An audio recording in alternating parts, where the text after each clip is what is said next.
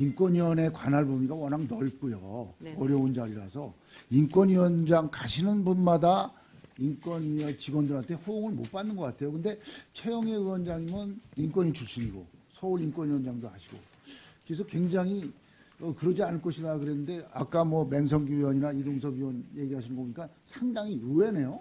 네, 저도 그렇습니다. 그래요? 네. 그건 그렇고요. 취임사에서 뭐라고 말씀하셨냐면 제1의 책무가 차별금지법, 네네. 제2가 인권기본법 이걸 제정하는 거라고 하셨는데 이게 전혀 추진이 안 되고 있습니다. 왜 그렇습니까? 우선 4대 책무에서는 그 인권기본법이 책무로 들어가 있는 건 아니고 책무 속에 예. 들어가야 되는 게 차별금지법, 인권기본법이었습니다. 근데 인권기본법은 이제 제가 이 본래 박근혜 정부에서 만들어졌던 국가인권정책 짧게 하는 말씀 안이었거든요. 주세요. 그게 이제 이렇게 왔어요. 네. 왔는데 제가 들여다 보니까 조금 더 촘촘하게 봐야 될 게 있어서 아니, 그래도 전문가하고 자담회를 다 하고 간담회를 하고 촘촘하게 보자 이렇게 되어 있습니다. 1년 이상 되셨고 원래 계획은 2018년 말에 제출한 인권기본법 아닙니다. 제출하신다고 저는 하신 거 그렇게 아니에요? 약속은 한 적은 없고요. 그래서 차별금지법도 제가 제 임기가 다 하는 때까지 실체화가 되면 가장 좋겠다 이렇게 얘기를 했고 하여간 뭐 혐오차별적으로 그런 거 자꾸 추진 안 하시니까 지금 뭐 네, 이렇게 알겠습니다. 뭐 네. 거 아니겠어요? 네네. 그러니까 약속하신 건 추진하시고요. 네, 그렇게 하겠습니다. 지금 보면은 정부 여당에서 가짜 뉴스를 규제를 추진하고 있습니다. 물론 지난 8월에 문 대통령께서 근거 없는 가짜 뉴스나 허위 정보 그리고 과장된 전망으로 시장의 불안감을 키우는 것은 경계해야 된다 이 말씀하신 다음에 10월 1일 날 민주당에서 허위 조작 정보 종합 대책을 발표를 했어요. 근데 이게 표현의 자유를 위축하는 게 아니냐 이런 얘기도 있고 아직 시행도 안 됐어요. 그런데 현실에서는 뭐냐면 무슨 압력이 있었는지는 모르지만 보수 유튜버들 지금 노란 딱지 막 붙고 있습니다. 노란 딱지. 그 노란 딱지는 광고가 안 붙는다는 거죠.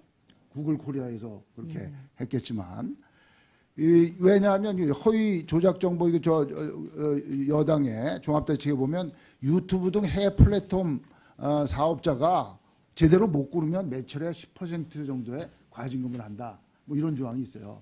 시행도 안 됐는데 이미 납작 엎드리는 거예요.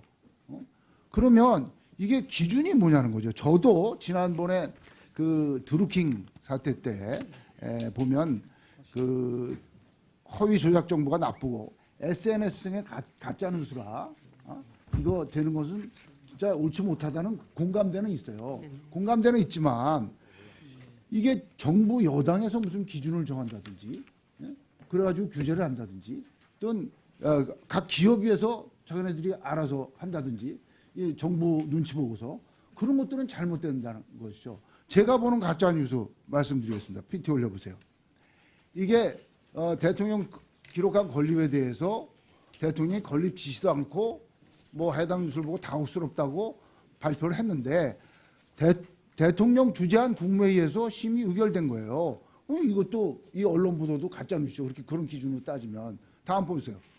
조국 자택 압수수색 관리할 때 이낙연 국무총리께서 뭐라고 했어요? 여성 두 분만 있는 집에 남성이 11시간 뒤지고 식사 배달해 먹는 것은 과도했다. 그리고 민병두 의원 같은 경우는 검찰이 짜장면을 주문해서 시간 때웠다. 이렇게 했어요. 이거 다 가짜 뉴스예요. 신문에 다 나온 겁니다. 이런 거 규제합니까? 다음 보세요. 윤석열 접대관련해서 한겨레에서 윤중천한테 윤석열 총장이 별정해서 접대했다는 진술하고 일면에 났습니다. 일면에 났어요. 이런 거 규제합니까? 다음 보세요. 유시민 알릴레오에서 정경심 개인재산 관리인 김경록 씨 인터뷰한 녹취록을 일부 빼고 KBS와 검찰이 유착했다고 의혹을 제기했어요. 이것도 가짜 뉴스입니다. 다음 보세요. 서초정 집회 관련해서 민주당이 200만 명이 모였고 뭐 마음속 촛불까지 하면 2천만 명인데 이것도 기사로 났어요. 이것도 가짜 뉴스죠. 근데 지하철 하차 보면 10만밖에 안 된다는 거예요. 그러면 이런 거에 대한 기준을 정권의 입맛에 맞으면 좋은 뉴스고 정권의 입맛에 안 맞으면 가짜 뉴스냐. 제가 그 말씀을 드리는 거고 이게 보니까 대통령께서 그 유튜브와 언론 등에 퍼지는 경제 위기론 이걸 가짜 저희는 그 진짜 뉴스로 봐요. 경제 위기 진짜거든. 근데 그걸 가짜 뉴스라고 말씀하셨어요. 이거에 대해서 유엔 10월 4일 날 다니엘 목스터 유엔 인권대표부 인권조사관이 국내에서 가짜 뉴스에 대한 규제가 추진되는 것에 대해 형법적으로 처벌하거나 제한하는 것은 옳지 않다. 어떤 정보도 제한돼서는 안 되고 독립된 언론이 자유롭게 얘기할 수 있어야 한다고 했습니다. 그리고 유엔 표현의 자유 특별보고관 보고서에 따르면 정부기관이 합법적 표현의 판단자가 되는 규제 모델을 택해서는 안 된다고 그랬어요. 그리고 콘텐츠에 대한 판단자의 역할을 기업에 위임해서는 안 된다고 되어 있습니다.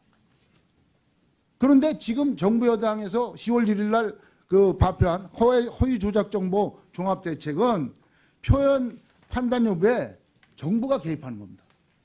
그리고 기업의 과징금을 물리겠다는 것은 기업이 가짜 뉴스 여부를 판단해서 하라는 건데 이것처럼 과도한 규제가 어디 있습니까? 유엔에서 유엔 인권대표부 보고관이 얘기한 거하고 틀린 말 아닙니까?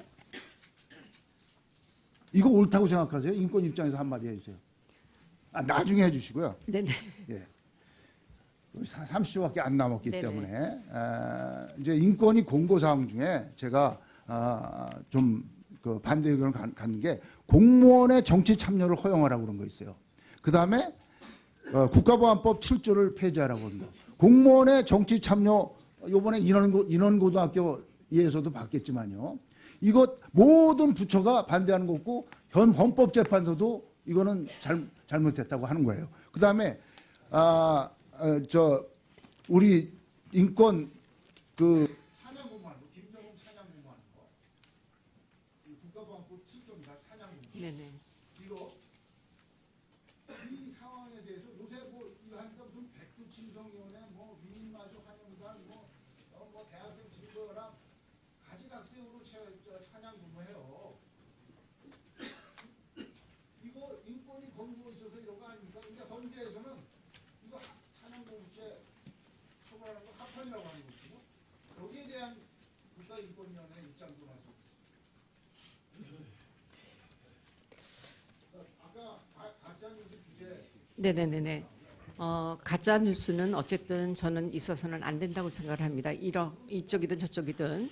그리고 그것은 규제가 자율적 규제와 가이드라인과 이런 것들이 만들어져야 된다고 생각을 하고 있습니다. 그래서 기본적으로 한번 말해버리고 나면 그게 그냥 끝이 돼버리는 이런 거는 저희가 그 심각하게 인권 문제로 보고 있습니다. 그래서 이거에 대해서는 인권위가 지금 각계의 영역도 만나고 있고 그리고 그것에 대해서는 저희가 대책을 좀 마련해 보려고 하고 있고요. 그다음에 그 국법법 7조는 사실 인권위원회가 일찍 여기에 대해서는 폐지 의견을 냈었습니다. 이것이 예전에 국법법에서는 7조가 그